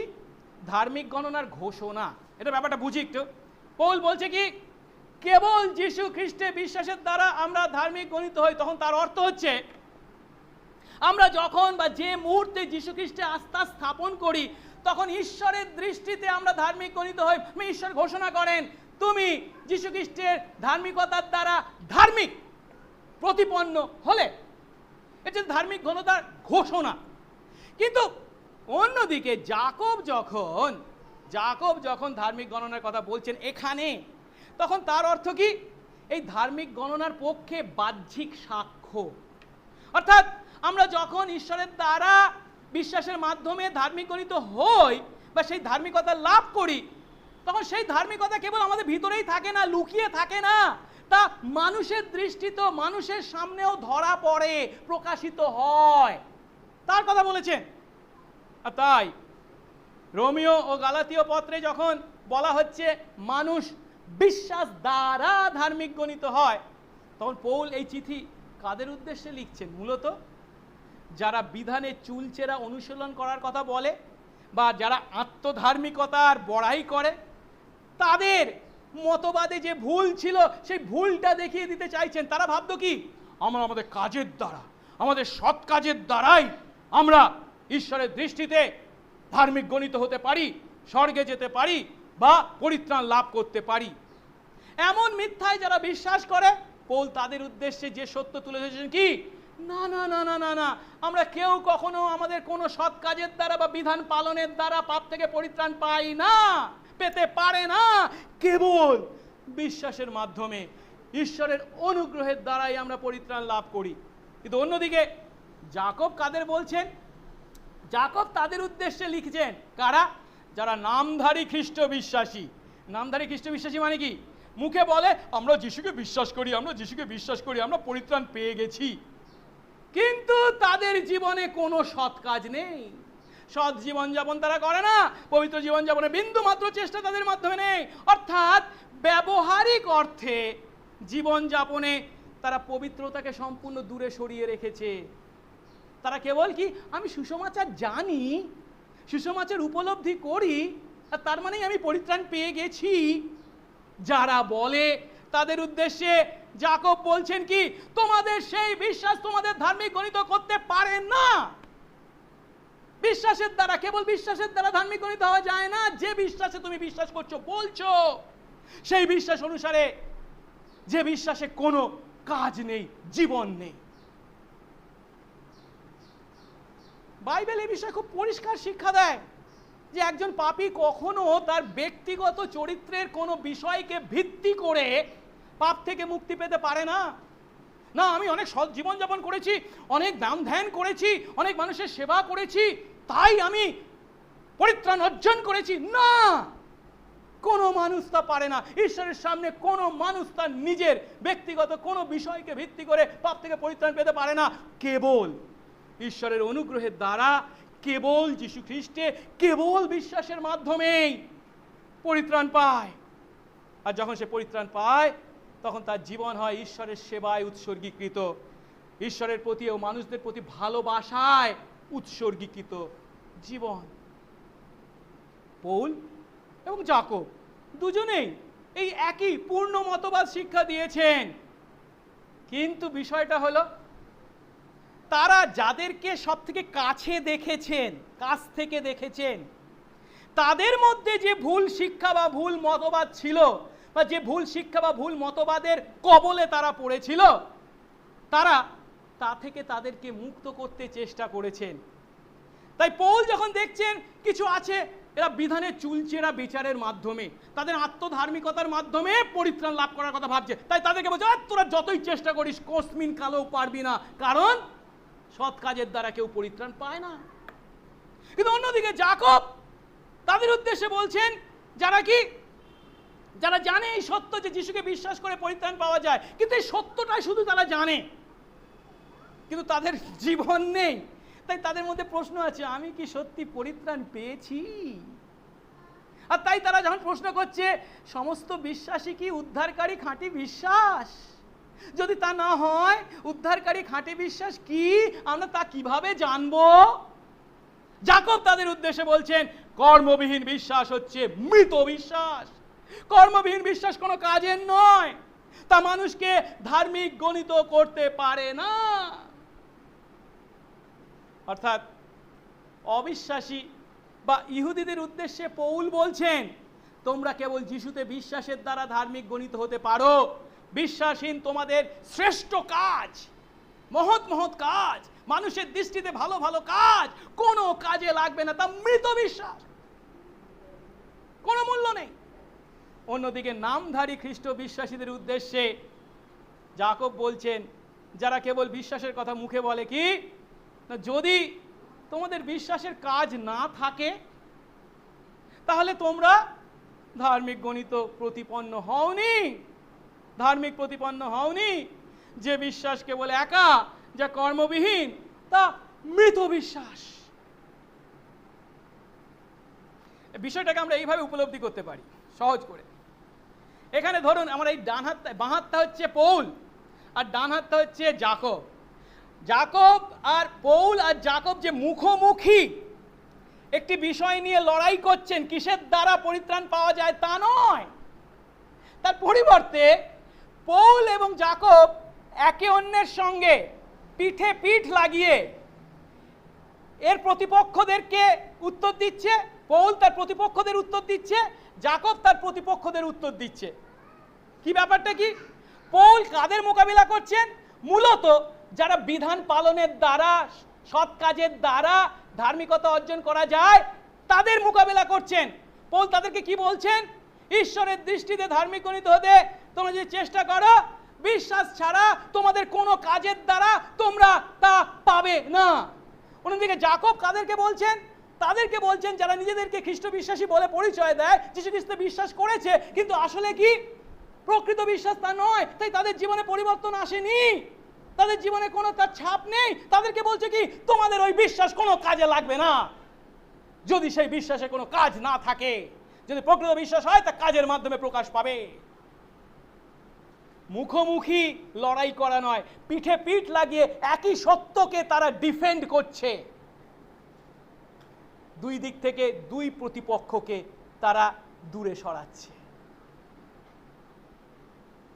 অর্থাৎ পৌল পরিত্রাণের মূলকে নির্দেশ করছেন, যিশুতে বিশ্বাসে যে পরিত্রাণ পাওয়া যায়। আর যাকব সেই পরিত্রাণের ফুল ও ফলকে নির্দেশ করছেন, সেই পরিত্রাণ যে পেয়েছে তা সেই কাজের মাধ্যমে প্রস্ফুটিত হয়। তাই যাকব এখানে আসলে যে কথা বলতে চেয়েছেন তা হলো, আব্রাহাম যখন তার পুত্র ইসাককে উৎসর্গ করেছিলেন, তখন তিনি ঈশ্বরের প্রতি যে বিশ্বাসের দ্বারা ধার্মিক গণিত হয়েছিলেন, সেই বিশ্বাস ছিল খাঁটি বিশ্বাস। এবং সেটা যে সত্যি খাঁটি বিশ্বাস ছিল তা প্রমাণিত হচ্ছে যখন তিনি তার পুত্রকে উৎসর্গ করছেন। তাই পৌলের কথা মতো আব্রাহাম যখন ঈশ্বরের কথায় বিশ্বাস করেছিলেন, আদিপুস্তক 15 অধ্যায় 6 পদ, তখন তিনি ঈশ্বরের দৃষ্টিতে ধার্মিক গণিত হয়েছিলেন। আর সেই ঘটনা ঘটেছিল ইসাককে উৎসর্গ করার প্রায় কত বছর আগে? 30 বছর আগে। কিন্তু যাকবের কথা মতো আব্রাহাম ঈশ্বরের দৃষ্টিতে ধার্মিক গণিত হয়েছিলেন এবং তার 30 বছর পর যখন তার বিশ্বাসের মহাপরীক্ষার সম্মুখীন তিনি হয়েছিলেন, তিনি তাতে উত্তীর্ণ হয়েছিলেন, কারণ তার সেই বিশ্বাস ছিল খাঁটি। আর তখন তার সেই খাঁটি বিশ্বাস মানুষদের সামনে প্রদর্শিত হয়েছিল বা প্রমাণিত হয়েছিল। যখন কেউ এমন প্রশ্ন করে, আচ্ছা খুলে বলুন তো, বিশ্বাস না সৎ কাজ, কোনটির দ্বারা আমরা ধার্মিক গণিত হই ঈশ্বরের দৃষ্টিতে? উত্তর কি? পৌল উত্তর দিচ্ছেন, অবশ্যই কেবল বিশ্বাস, যার দ্বারা আমরা ধার্মিক গণিত হই। কিন্তু যাদের উত্তরটা জানা আছে বিশ্বাস দ্বারা আমরা ধার্মিক গণিত হই, কিন্তু সেই বিশ্বাস অনুসারে জীবনযাপন করে না, তারা এক ধাপ এগিয়ে গিয়ে প্রশ্ন করবে, কিন্তু সমস্ত বিশ্বাসী কি আমাদের ধার্মিক গণিত করে? তখন যাকব কি উত্তর দিচ্ছে? না, সব বিশ্বাস নয়, কেবল যে বিশ্বাস সৎ কাজকে অন্তর্ভুক্ত করে সেই বিশ্বাসই আমাদের ধার্মিক গণিত করে। মানে পৌলও বলছে বিশ্বাস ধার্মিক গণিত করে, যাকবও বলছে বিশ্বাসী ধার্মিক গণিত করে, কিন্তু যাকব একটু খুলে বলছে কিন্তু যে সে বিশ্বাস নয়, যে বিশ্বাস কর্মযুক্ত বিশ্বাস। কিন্তু তার অর্থ এই নয় বিশ্বাস এবং কাজ আমাদের ধার্মিক গণিত করে, না না না, তা নয়, বিশ্বাসই আমাদের ধার্মিক গণিত করে। যেহেতু নিষ্ক্রিয় বিশ্বাস হলো মৃত বিশ্বাস, তার কোনো ক্ষমতা নেই, কোনো উপকার তাতে হয় না। আমরা ভুলাতে পারি নিজেদেরকে, কিন্তু তার দ্বারা কোনো কাজ হয় না, তাতে কোনো উপকার নেই। তাই ক্যালভিন বলেছেন, কেবল বিশ্বাসই আমাদের ধার্মিক গণিত করে, কিন্তু বিশ্বাস একা নয়। আমি শেষ করব একটা ছোট্ট উদাহরণ দিয়ে, খুব সহজ। আমি মণ্ডলী বিশ্বাসীদেরকে বলে দিয়েছি যে করোনার প্রকোপ তথা সুনামির আকার নিয়ে যখন তা আছড়ে পড়েছে ভারতবর্ষের বুকে, তখন খ্রিস্ট বিশ্বাসী আমরা, মণ্ডলীর বিশ্বাসী আমরা যথাযথ সতর্কতা অবলম্বন করব। আর তাই কি বলেছি আমি, বা বলা হয়েছে মণ্ডলী থেকে, যে যারা মণ্ডলীর কাছে থাকেন, পায়ে হেঁটে আসেন কিংবা সাইকেলে করে আসেন বা নিজেদের কোনো বাহন আছে তাতে করে আসেন, কেবল তারাই আসবেন, পাবলিক ট্রান্সপোর্ট থেকে দূরে থাকবেন। ভালো কথা। এখন যদি আমি প্রশ্ন করি, আচ্ছা আমাদের প্রচারক মলয় বাবু কিভাবে মণ্ডলীতে এসেছেন, তখন আপনারা কি বুঝবেন? স্কুটারে করে এসেছেন, তাই নয় কি? কিন্তু আমরা যখন বলছি আমাদের মলয় বাবু স্কুটারে করে মণ্ডলীতে এসেছেন, তখন কিন্তু তার মধ্যে একটা বিষয় লুকিয়ে আছে, সেটা কি জানেন? সেই স্কুটারে তেল আছে বলে আসতে পেরেছেন।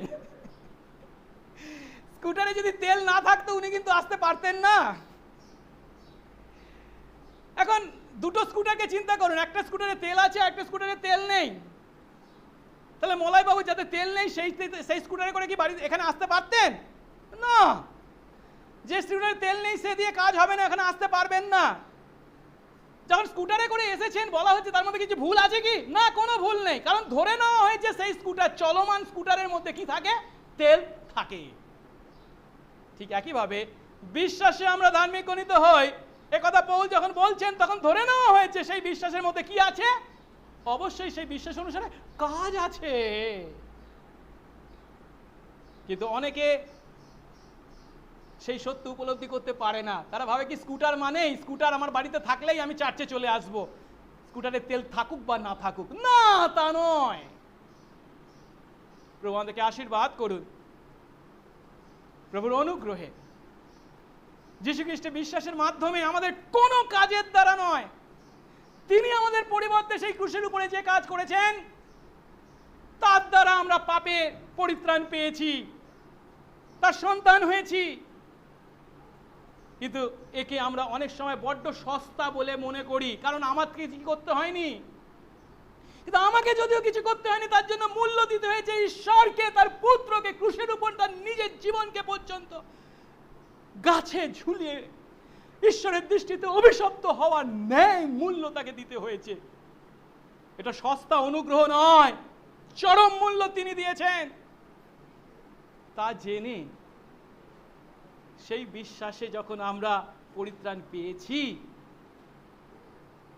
আমরা সেই মহামূল্যবান অনুগ্রহ বা বিশ্বাসকে স্মরণে রেখে, সেই অনুগ্রহকে স্মরণে রেখে মহামূল্যবান আমাদের জীবন, পরিবর্তিত জীবন, অব্রাহামের ন্যায় জীবন, আশঙ্কা, বিপদ, বিপর্যয় থাকা সত্ত্বেও ঈশ্বরের প্রতি বাধ্যতার জীবনের দ্বারা আমরা যে সত্য বিশ্বাসে বিশ্বাসী, সেই বিশ্বাসের দ্বারাই যে আমি পরিত্রাণ পেয়েছি তার পক্ষে সাক্ষ্য রাখবো, প্রমাণ রাখবো। ঈশ্বর যেন সেই আশীর্বাদ আমাদের প্রত্যেককে করে। আসুন প্রার্থনা করি। মঙ্গলময় স্বর্গস্থ পিতা, তোমার ধন্যবাদ করি যে প্রভু এই পাপী আমরা হাজার সৎ কাজ করেও কখনো নিজেদেরকে তোমার দৃষ্টিতে ধার্মিক প্রতিপন্ন করতে পারতাম না, কারণ তোমার মান হলো চরম মান। কারণ তুমি বলেছো আমি যেমন পবিত্র তোমরা পবিত্র হও। হ্যাঁ প্রভু, তুমি 100% পবিত্র, আর এই পৃথিবীর মাটিতে কোনো মানুষই নিজেকে তোমার দৃষ্টিতে 100% পবিত্র নিজের শক্তিতে করতে পারে না। আর তাই তুমি আমাদের পরিবর্তে সেই 100% পবিত্রতার জীবন যীশু খ্রিস্টে আমাদের পরিবর্তে যাপন করেছো। এবং আমরা যে পাপ করেছিলাম সমস্ত পাপের শাস্তি নিজে তিনি গ্রহণ করে আমাদের পাপের প্রায়শ্চিত্ত করেছেন সেই ক্রুশের উপরে। আর তাই কেবল সেই যিশুকে বিশ্বাসের মাধ্যমেই আমরা আমাদের পাপ থেকে পরিত্রাণ পাই বা পেয়েছি। আমি তার জন্য যদিও কিছুই করিনি, কিন্তু খ্রিস্ট তুমি তার জন্য দিয়েছো চরম মূল্য। তা যদি আমি উপলব্ধি করি, তা যদি আমি বিশ্বাস করি, এই অনুগ্রহকে কখনো আমি সস্তা অনুগ্রহ হিসাবে গ্রহণ করতে পারি না। পরিবর্তে সেই অনুগ্রহের প্রতি যথার্থ সম্মান প্রদর্শন করে সেই বিশ্বাস অনুসারে আমার জীবনে তোমার প্রতি ধার্মিকতার, তোমার গৌরবার্থে জীবন যাপন করি। দয়া করো প্রভু, সেই জীবনও যে প্রভু আমরা আমাদের নিজেদের শক্তিতে করি তা নয়, তার জন্য প্রয়োজনীয় শক্তি তুমিই জুগিয়ে থাকো। এত মহান তুমি। দয়া করো সেই সত্য মেনে যেন আমরা আরো বেশি পরিবর্তিত জীবন যাপন করি, তোমার গৌরবার্থে জীবন যাপন করি, তোমাতে যে বিশ্বাস করি সেই বিশ্বাসের পক্ষে সাক্ষ্যদানকারী জীবন যাপন করি। আশীর্বাদ করো। সঙ্গে সঙ্গে থাকো। যিশু নামে এই প্রার্থনা চাই, আমেন।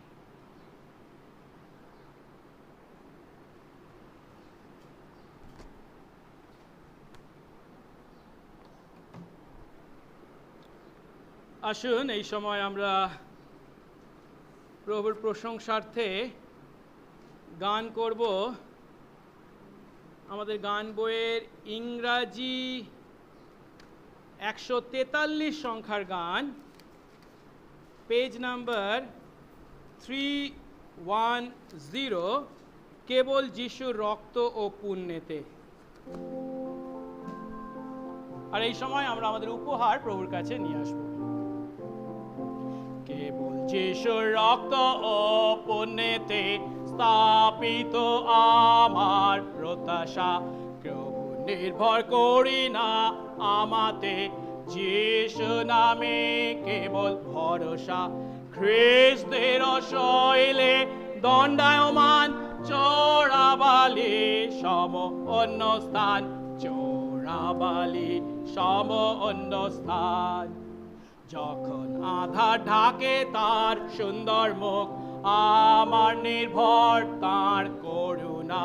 প্রতি প্রচণ্ড ঝটিকায় তাহে বদ্ধ নঙ্গর আমার, খ্রিস্তের শৈলে দণ্ডায়মান চোরাবালি সম অন্য স্থান, চোরাবালি সম অন্য স্থান। তার অঙ্গীকার নিয়ম রক্ত পরীক্ষায় আমায় দেয় অভয়, সব কিছু যখন পতিত হয়, হন প্রভু কেবল আশ্রয়স্থল। অস্তর শৈলে দণ্ডায়মান চোরাবালি সম অন্য স্থান, চোরাবালি সম অন্য স্থান। যবে দূরে ধ্বনিতে আসিবেন, আমি যেন রই তাহাতে, তার ধার্মিকতা করি গ্রহণ, নির্দোষ রূপে হই দণ্ডায়মান। খ্রিস্তের শৈলে দণ্ডায়মান চোরাবালি সম অন্য স্থান, চোরাবালি সম অন্য স্থান।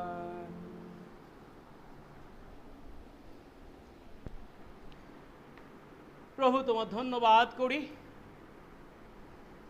তোমার অনুগ্রহে প্রভু এই কঠিন পরিস্থিতির মধ্যেও আমরা তোমার নামে মিলিত হওয়ার সুযোগ পেয়েছি। প্রভু দয়া করো যেন জীবনের শেষ দিন পর্যন্ত আমরা একইভাবে তোমার আরাধনা করতে পারি।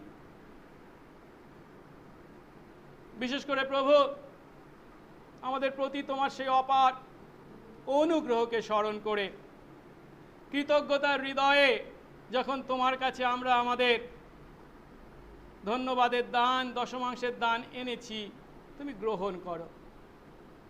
তোমার রাজ্য ধার্মিকতার কাজে তুমি তা ব্যবহার করো। তুমি উচ্চীকৃত গৌরবান্বিত হও।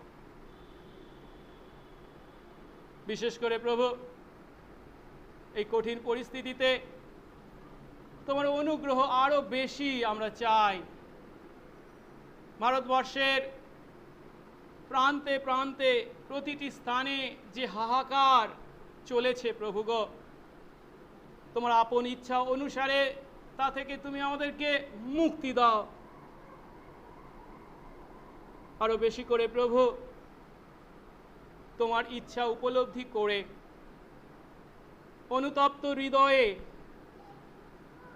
তোমার কাছে ফিরে আসবার এই সুযোগ যেন আমরা গ্রহণ করি। আশীর্বাদ করো, সঙ্গে সঙ্গে থাকো।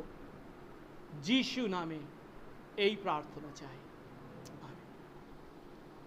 এক্ষণে আমাদের একমাত্র ত্রাণকর্তা প্রভু যীশু খ্রিস্টের অপার অনুগ্রহ, পিতা ঈশ্বরের অসীম প্রেম, পবিত্র আত্মার শান্তি, সহভাগিতা ও আনন্দ বিশ্বাসে আমাদের প্রতি এবং এই অঞ্চলে প্রভুর মনোনীত প্রত্যেকটি আত্মার প্রতি, অনলাইনে আরাধনাকারী সমস্ত বিশ্বাসীর প্রতি এখন থেকে অনন্তকাল পর্যন্ত বিরাজিত হোক। আমেন।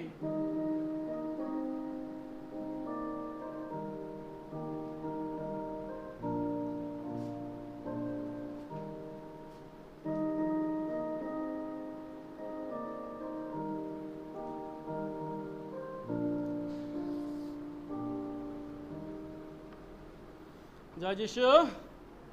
কয়েকটি বিজ্ঞপ্তি আছে। আজ অনলাইনে যারা আমাদের এই আরাধনায় প্রথম যোগদান করেছেন তাদের প্রত্যেককে অভিনন্দন জানাই, এবং এই কঠিন পরিস্থিতিতে আরও বেশি করে যাতে প্রভুর নামে আমরা সত্য ও আত্মায় মিলিত হতে পারি সেই প্রার্থনা করি। আগামী দিনগুলিতেও যেন একইভাবে আমরা মিলিত হতে পারি সেই আশা করি। ভারতবর্ষে কোভিড-19 বা 20 যে সুনামি আছড়ে পড়েছে তা আমরা সকলেই অবগত আছি,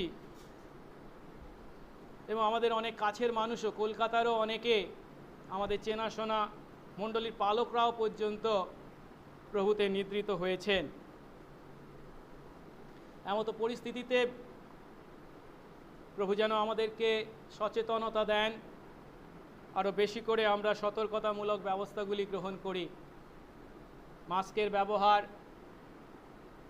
যথার্থ দূরত্ব বজায় রাখা, পাবলিক ট্রান্সপোর্ট থেকে দূরে থাকা, এবং যত শীঘ্র সম্ভব যেন ভ্যাকসিন গ্রহণ করি, এবং নিয়ত প্রভুর কাছে প্রার্থনায় এবং তার সাহায্য কামনায় প্রভুর গৌরবার্থে জীবনযাপন করি। আজকে বাপ্তিস্ম ক্লাস ছিল, আমি জানি না আজকে কতজন আমরা আছি, দেখা যাক, যদি কেউ বেশি থেকে থাকি তাহলে আমরা বাপ্তিস্ম ক্লাস আজকে করব। আর যদি সম্ভব হয় আজকে উপাসনার পর ফেরার পথে কিছু বই সঙ্গে করে নিয়ে যাবেন এবং মানুষদের হাতে তুলে দেবেন। ঈশ্বর আমাদের প্রত্যেককে আশীর্বাদ করুন। জয় যিশু। আচ্ছা, আপনারা কি প্রথমে এসেছেন আজকে? আমি দেখতে পাচ্ছি, আমি বুঝতে পারছি না, চশমা পরিনি তো। ও আচ্ছা আচ্ছা আচ্ছা, তাই কি?